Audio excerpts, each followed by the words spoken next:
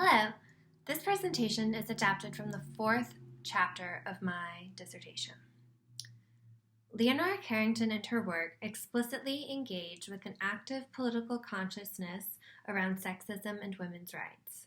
Carrington was critical of the masculinist structure and uneven power dynamics of Gurdjieff's group, specifically, but also of the replication of that structure in other occult and avant-garde groups like Andre Breton's Surrealism, with which she is also affiliated. This is an image of the Surrealist cohort. As you may note, it is entirely made of men. Her work, Carrington's work, emphasizes both the feminine and interdependent aspects of being human and most thoroughly interrogates the category of who or what qualifies as a human being. This chapter situates Carrington's stories of female hybridity, madness, and old age against surrealist artistic depictions of woman as either the naive femme enfant or the hysterical madwoman. Her work, specifically the novel The Hearing Trumpet and her account of temporary madness down below, is deeply suspicious of any totalizing belief system and of the gurus who lead them.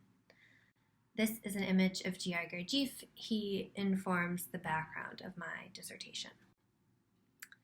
Carrington explicitly creates characters of complex bodies and minds. They listen to their guts, or think with them, or the web of cats in their hair.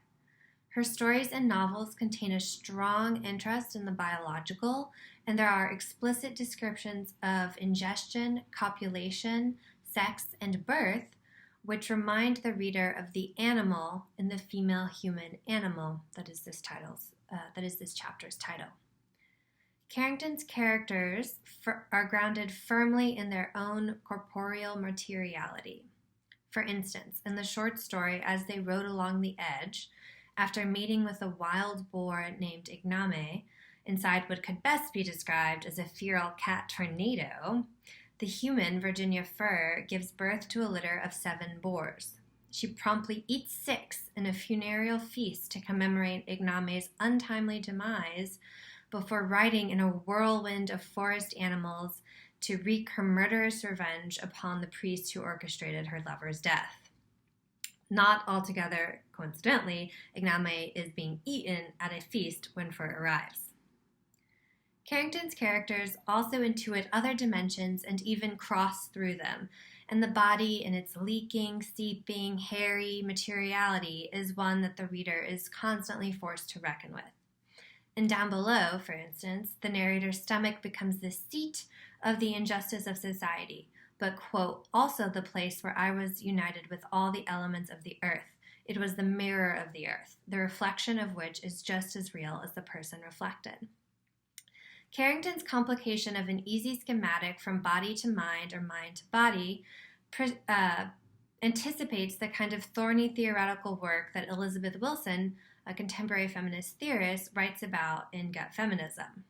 Wilson's concern is primarily with feminist theory's continued aversion to biological data, with the sciences of genetics, neurophysiology, evolutionary biology, pharmacology, and biochemistry.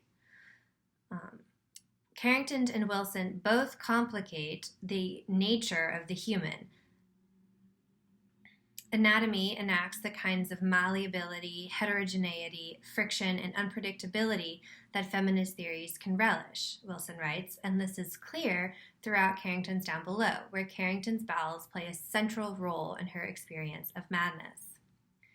Alterations to the environment around her, the Nazi invasion of France, her lover Max Ernst's multiple deportation to camps, isolation in the French countryside, alter Carrington's psychic stability. Alterations to her biological chemistry transform her environment into one of toxic fear and paranoia. On a biochemical level, Carrington emerges from this experience altered in fundamental ways. She is perhaps more in tune with the animal of the female human animal, but more keenly aware of how that perception in a society of humans makes her vulnerable to dehumanizing treatment at the hands of others. Carrington's experience of madness indelibly shaped her perception of her own life. Carrington writes in the opening pages of Down Below that her diagnosis is, quote, incurably insane, which she was not, occurred in part because she had not yet realized, quote, the importance of health, end quote, which she defined as complex relations among beings to constitute collective knowledge formation.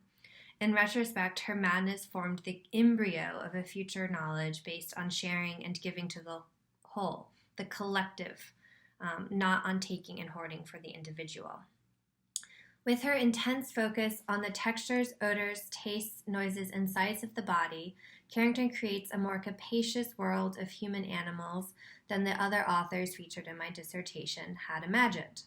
Although each of the figures in my dissertation explores the union of body and mind, there remained an abstract to most of these processes, an unmooring from the more material aspects of embodiment, the leaking fluids, the smells, the sounds, the fleshiness, which Carrington, by contrast, refused. She emphasized those things. Carrington also doesn't rank the different forms of sentient being. Hyenas, horses, and humans, among the many animals cited across her pages, all retain the same capacities of thought and feeling. Thank you.